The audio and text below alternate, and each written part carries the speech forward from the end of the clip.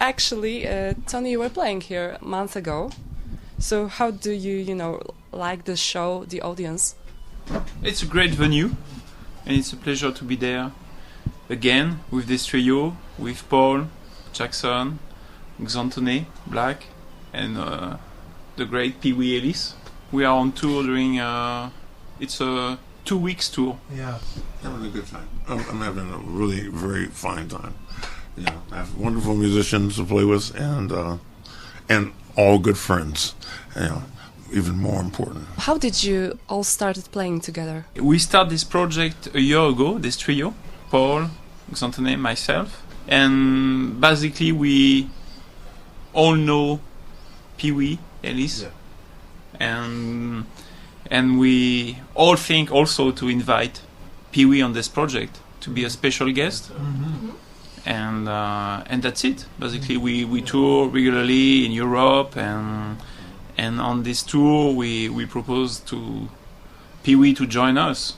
And he agreed, thankfully. Yeah, absolutely. And I'm having a good time. Yeah. A record is the next plan for you? Will you be recording an album? Yes, so at the end of this month we will be heading back to London and we'll be recording the first Paul Jackson Trio album, which we're very excited about. It's going to be great. When can we expect this in stores? May. May. It'll be available in May. So it's a nice quick turnaround. We were talking about the music that is being created at present, but I had to go back to the past music that you created, Paul, the Headhunters album with Herbie Hancock. How do you remember this experience, the process of recording? Well, I mean, the experience with Herbie was that it was a new type of music. That experience is actually this experience that you're going to hear tonight. Because this is a different band, and this is, I think, some new music. It's a continuation, for me, with some other different younger musicians that are giving me new ideas. Plus I have the stability of a very old-time friend and Wee, so far as support of a new type of music that we're going to try to actually let you hear something different tonight too. It may be familiar, but at the same time but the way we do it will be unfamiliar. If I may ask about all the musicians that you worked with, who do you remember being the most fun to record together? Oh, I can't say that. I can't. I mean, I would never put it down to one musician or even a group of musicians being fun. They've all been fun. I mean, there's certain musicians that have had a certain type of influence on me, and for sure, I mean, if I have to point any one particular musician out, I would probably say Sonny Rollins is one person that I have a certain affection for. Wee, I was talking a month ago with Fred Wesley, who was playing here last month, and he also mentioned that he would be playing a show with you. I asked him about the experience with working with James Brown. You probably hear this question a lot. Yes. But I don't know if you would be willing to... No. Okay.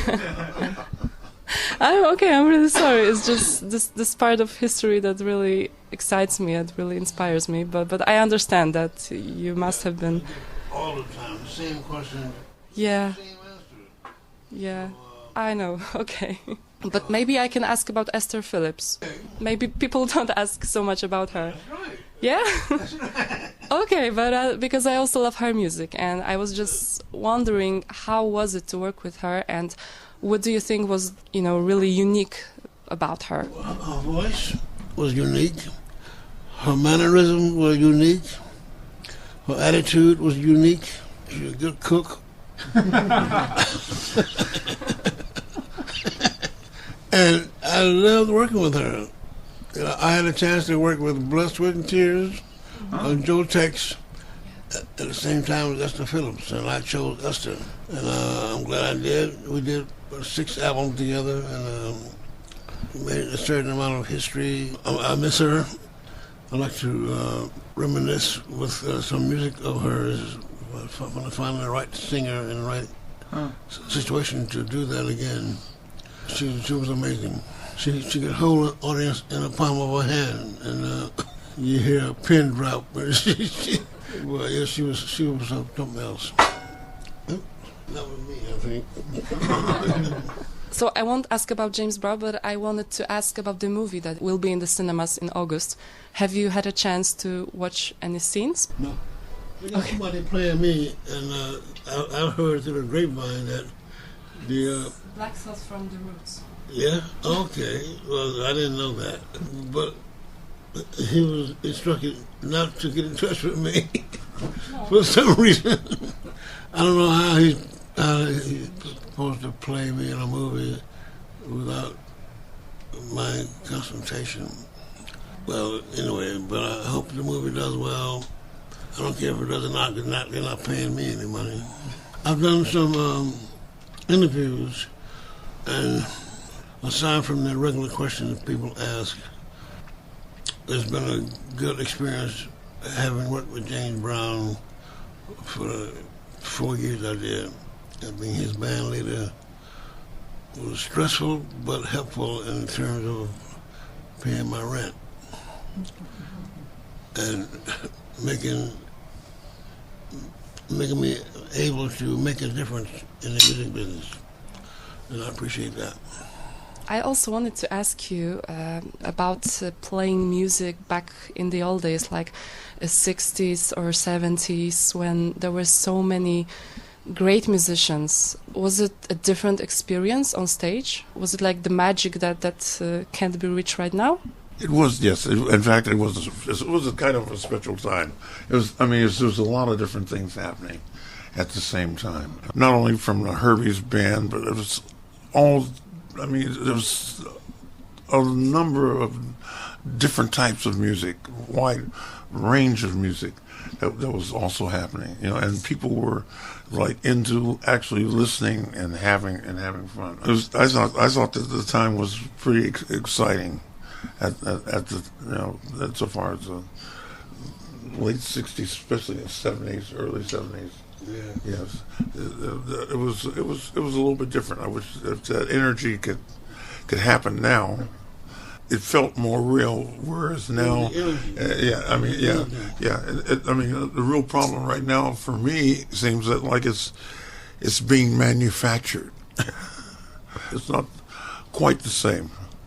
Not quite the same. Even though I think that like the development of some of the new talents that they have are very unique, And I'm also have to say I'm lucky enough to have one of them in my band,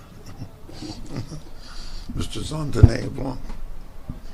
Yeah, just as a young guy who was not there at that time. The I always laugh about this, that the Headhunters album was recorded 1 year before I was born. It was released, I think, 1 year before I was born. So to be here playing with these two gentlemen is really something. But I think if you consider that at that period of time, there was a real technological shift as well. So, for example, Tony and I were talking the other day, and Tony was saying how amazing it is to be playing with these pioneers. And we're talking about people who, when they first started playing their instruments, as Tony was saying, there was only maybe string bass. There was no electric bass. There was only upright. There was no electric guitar. There was no this. There was no that.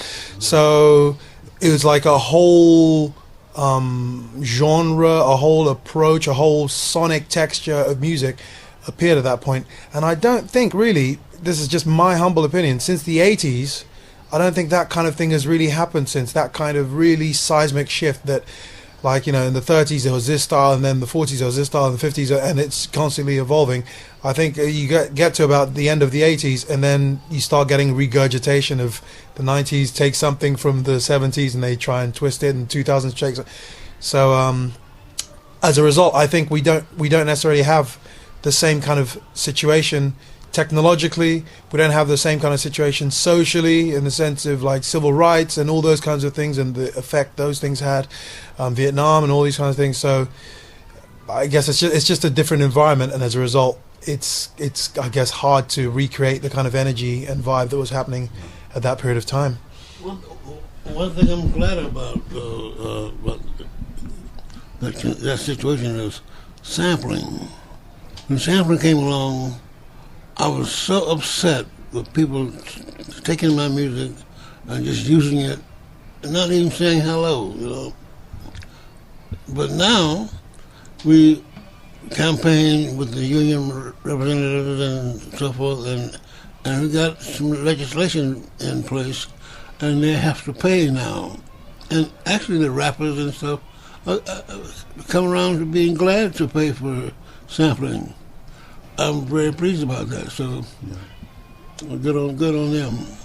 But now, in the late 50s, I had a chance to do a lot of playing with people like Ron Carter, Chuck Mangione, and Wayman Reed.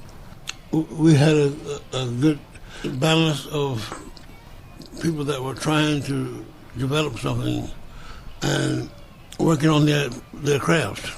In the late 50s, I had a chance to study with Sonny Rollins for a summer, 1957, and that kind of experience gave me the inspiration to feel like I was able to do things that I might have ordinarily been shy about doing. But you know, it's been a good journey, and I'm glad I'm still on it. I'm not finished yet.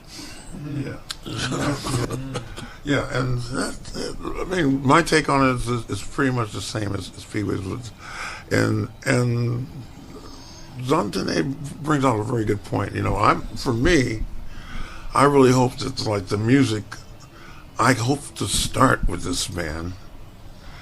You know, because I believe that the next real movement that needs to be done in the world has to deal with humanity. People understanding that they are all human, and we only have one place to be, and that's on this one world, you know. And we're going to have to somehow find a way to really deal with each other, you know. I mean, and it's in such a way that everybody comes together in a unit. I mean, it's not going to be about religion or anything else. It's going to be about us being able to survive on this whole place, because like we can actually use it up and destroy ourselves, you know, too easily, you know. And so we're going to have to do something as a people for the whole world to survive. And I think, and that hopefully some music might come out of that.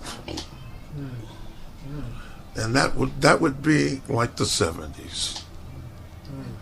You know, and that's why I hope something happens.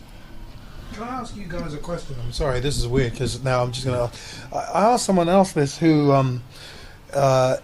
is of your generation and was a pioneer as well. And I asked him, in your opinion, if you were coming up now, if you were coming through in music now, do you feel that you would have had the same level of opportunities, and do you feel you would have achieved the same level of success that you have achieved going through the period of time that you went through? So do you think, basically, looking at the music industry now, does it afford you the same kind of opportunities as a budding artist to be as successful as you are compared to back in the day? I would become a plumber. Yeah. I'll become a plumber. Yeah, well, that's why I was he's right. It's greater and it's less. Yeah. Because the thing is that what the younger people need to know is that they have to look back further now, right, to learn the same thing that we know now. Right. They have, the people, most of the young people are only going back as far as my music. You know, or what they hear from Herbie, but I didn't get the Herbies from listening from there. I'm all the way back into the 1900s, listening to Kid Ory and all these other people, man. You know that I mean, like almost forgotten parts of history. You know, I mean, the people I learned from, you know, U.B. Blake, you know, on the piano. You know, these guys are really historic things.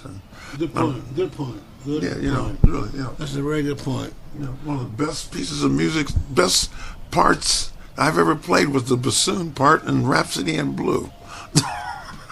For me, personally, I mean, so far as being personally satisfying, you know, and being able to do it. And that wasn't on a bass, that was on a bassoon. But that was history. Do you listen to any music that is being created now? You are the sum of your environment. And I'll leave it at that. Okay. Well, I come across people that are doing music now because of what I do. I'm an arranger. For instance, I just did an album with Boy George, which is a little bit out of my wheelhouse, as we call it. and I was music director with Van Morrison for a lot of years, and an arranger and main soloist, which gave me an opportunity to stretch my horizon and reach more people, which is what I want to do. Now, if you got any ideas or anybody that needs my services, give me a call. I'm available. Tony, what about you? Are you listening to the new music? What's your feeling?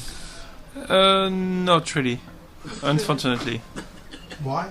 No, yeah, I like, but the thing is, like Pee Wee said, you know, it's also interesting to open different type of collaboration and musical windows, because you learn from somebody else. I mean, we are all musicians, but somebody teach something to us, and when you collaborate with somebody else, even it's pop, rock, jazz, funk, if you are ready to learn something, I mean, like I said to Xantone, I learn every day with them, because it's the most important thing when you play and you do collaboration. If you are ready to learn, you share, you create, and you improve and you progress, and it's always good for the music. So my side, I am more into learning and sharing, and instead of just listening. I mean, a lot of the best musical things do not come from musicians at all. They come from just regular people and being able to observe them, you know, and being able to take that and find a way to communicate it in context of the way that you play your instrument, you know, and that's pretty much I try to apply. We play for people. Yeah. And we get a response from people that we're playing for, which makes it around and goes around and around and around. Yeah. And so it's back and forth. It's a conversation. Yeah. So long as it stays that way, we can all progress. I would beg one thing, please, of, you know, I'm one of the, I guess, the younger generation of musicians. I'd beg one thing of my fellow younger musicians who are happening today, that we refocus our minds on melody and harmony, particularly, because I think when you listen to the music from before, this was a very, very important part. Yes, production techniques and all these kinds of things and sonic maneuvers were important, but I think the disaster, as far as I'm concerned, that has happened in modern music at large is that there has been a real focus on production techniques. How can you make things louder? How can you make it more wobbly? How can you make it deeper? And when you actually listen to the music, it's like the music ain't saying nothing. So the focus on songwriting, I think, for me, from the 80s, after the 80s, 90s onwards, this is when songwriting really started dying in pop music, in popular music. So I'd beg everybody to please focus again on melody and harmony, you know. In the 70s, I think that's probably one of the biggest things. All the songs said something. Yeah. And all the genres and everything, they all said something and reached people someplace. Some kind of a gut feeling that made them want to act.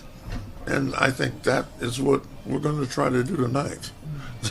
This is really a great honor for me to talk with you, and I will be happy to watch you tonight. Thank you very much. Thank you.